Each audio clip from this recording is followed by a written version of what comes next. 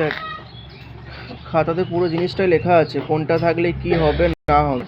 First of all যেটা হচ্ছে যে ন্যারেশন চেঞ্জ করার সময় টোটাল 5 রকম সেন্টেন্স থাকে, ঠিক আছে?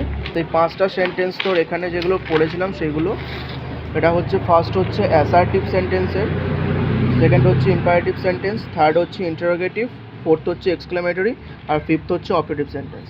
প্রত্যেকটা সেন্টেন্সের জন্য আলাদা আলাদা আলাদা আলাদা রুলস আছে, আলাদা আলাদা লিঙ্কার আছে, কোনটা কখন কি হবে সেটার জন্য এখানে লেখা আছে সব কিছু টোটাল। এরপর ফার্স্ট যেটা স্টার্টিং হয়েছে সেটা হচ্ছে এই সেন্টেন্সটা, অ্যাসার্টিভ সেন্টেন্সের ন্যারেশন চেঞ্জটা শুরু হয়েছে। অ্যাসার্টিভ সেন্টেন্স মানে হচ্ছে যেটা একদম নর্মাল বাক্য, মানে যে বাক্যতে কোনো কিছু যেমন ধর আমি যদি ইন্টারোগেটিভ সেন্টেন্সের কথা বলি সেটা চিনবো জিজ্ঞাসা চিহ্ন দেখে, কোনো কিছু প্রশ্ন করা বোঝাবে। যদি ইম্পারেটিভ সেন্টেন্স বলি সেটা হচ্ছে ভার্ব দিয়ে স্টার্টিং হয়, মানে শুরুটা হবে ভার্ব দিয়ে। যদি এক্সক্লেমেটরি বলি সেটা শুরু হবে শুরু নয়, সেখানে বিশ্বসূচক চিহ্ন যেটা থাকে, এই যে বিশ্বসূচক চিহ্ন সেই চিহ্নটা থাকবে। আর অপারেটিভ সেন্টেন্স স্টার্টিংটা হবে লেট অথবা মে দিয়ে। এইগুলো বাদ দিয়ে বাকি যেটা একদম নর্মাল বাক্য, অ্যাসার্টিভ সেন্টেন্স মানে হচ্ছে একদম সাধারণ বাচক বাক্য, কোনো সাধারণ বক্তব্য বা বিবৃতি, নর্মাল যে সেন্টেন্স সেগুলো বোঝায়। তো এইখানে এইগুলো কাজে লাগবে।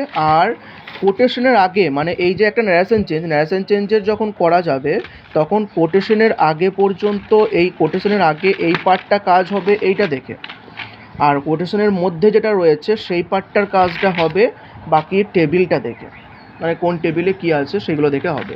আদার্স এছাড়াও কিছু কিছু বিশেষ নিয়ম আছে যেগুলো পরে লেখা আছে।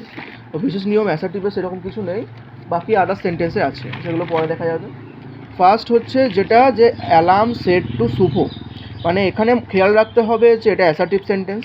এবারে সেট টুর জায়গায় কী হয় সেটা এখানে লেখা আছে, সেট টুর জায়গায় টোল্ড হয়, কমা কোটেশন লিঙ্কার যেটা তার জায়গায় দ্যাট হবে, এখানে সেট টু রয়েছে এর জায়গায় হবে টোল্ড। সেট টু থাকলে তবেই কিন্তু টোল্ড হবে, শুধু যদি সেট থাকে তাহলে টোল্ড হবে না, সেটই থেকে যাবে। যদি শুধু সেট থাকে সেটই নেমে যাবে, আর এখানে সেট টু আছে বলে এটা টোল্ড হবে। আর এই যে কমা কোটেশন, এই যে লিঙ্কার, এই লিঙ্কারটার জায়গায় হবে দ্যাট, কারণ এখানে লেখা আছে লিঙ্কারের জায়গায় দ্যাট হবে। ওকে, তাহলে এই পোর্শনটা হয়ে গেল, অ্যালার্ম, টোল্ড, শুভ, দ্যাট, এটা হয়ে গেল, এই পোর্শনটা কাজ হয়ে গেল। এরপরে বাকি যে পোর্শনটা রয়েছে কোটেশনের ভিতরে যে পার্টটা রয়েছে সেখানে কোথায় কি চেঞ্জ হবে না হবে সেগুলো সব টেবিলে লেখানো আছে। ফার্স্ট এই আইটা কি হবে, আই থাকলে হি হয় অথবা সি হয়। এখানে অ্যালার্ম নামটা একটা ছেলের নাম বোঝাচ্ছে, সেই জন্য আইটা হি হবে। রাইট, এটা V1-এ আছে, V1 থাকলে সেটা V2 করতে হয়, এটা নিয়ম। আর বাকি এ লেটার টু, এটা কোনো চেঞ্জ নয়। এবারে মাই আছে, মাই থাকলে সেটা হিজ হবে অথবা হার হবে। এবারে হিজ আর হার যেমন ছেলে হলে হি হয়, মেয়ে হলে সি হয়, সেভাবেই ছেলে হলে হিজ হয়, মেয়ে হলে হার হয়। এখানে দুটো স্পিচ থাকে, ডাইরেক্ট আর ইনডাইরেক্ট স্পিচ। ডাইরেক্ট স্পিচ হচ্ছে যে কথাটা আমি ডাইরেক্ট বলছি, প্রত্যক্ষভাবে বলছি। ধর একজন রাম শ্যামকে একটা কথা বলছে, রাম শ্যামকে একটা কথা বলছে, এবার অন্য একজন একটা আলাদা একটা পার্সন বা আলাদা একটা ছেলে, তাদের কথাটা সে বলছে তখন সেটা ইনডাইরেক্ট।